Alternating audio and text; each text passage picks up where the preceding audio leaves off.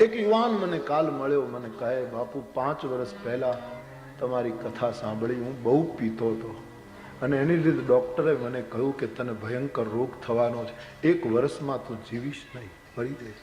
કથા સાંભળ્યા પછી મેં શરાબ છોડી દીધો. 3-4 વર્ષ થયા, ડોક્ટર પણ હેરાન છે અને હું તંદુરસ્તી પૂર્વક જીવી રહ્યો. ડોક્ટરની ધારણા ખોટી પડી છે. એના નિવેદન પછી 3 વર્ષ મારે વીત્યા છે અને મેં શરાબ છોડ્યો છે. રામાયણ તરફ મારી પ્રીત છે. મને દરેક ક્ષેત્રમાં બાપુ રાહત મળી રહી છે. વાત તમને ગમે તો તમે એને પકડી લો. આ તમારા માટે છે. હમ ક્યું ઘૂમતે હૈ મેરે ભાઈ બહેન? તમે અમને પ્લેનની ટિકિટો મોકલો એટલા માટે અમને પ્લેનનો શોખ છે? હા, અમારા નિત્ય કર્મ અટકી પડે, અમારા સ્નાનનો સમય જતો રહે, અમારી સંધ્યા યજ્ઞના સમય જતા રહે અને ગંગાજળ છાંટી અને દેશકાળ અનુસાર અમારે માનસિક ક્રિયા કરવી પડે 8-8, 10-10 કલાક પ્લેનમાં બેસીને, એ અમને કઈ ગમે છે? શું કામ?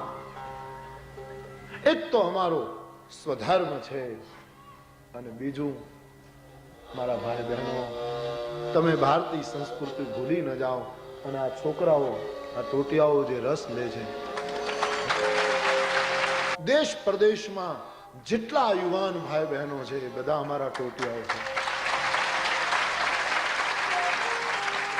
હા, એક વસ્તુ જરૂર કે બાપ પોતાના છોકરાને રોજ મળતો હોય તો એના ઉપર હેત ઓછું હોય, પણ વર્ષે મળતો હોય એના ઉપર વધારે હોય. એટલા માટે તો તમને વાત ગમે છે એને બાંધી લો, પકડી લો, બહુ ફાયદો. યુવાન મુझे कल कह रहा था, बापू ડોક્ટરની ચેતવણી પછી હું આ 3-4 વર્ષ જીવો છું, હવે મને કાંઈ બીમારી નથી. આ રામ નામ અને ભગવત કથાની અસર મારા ઉપર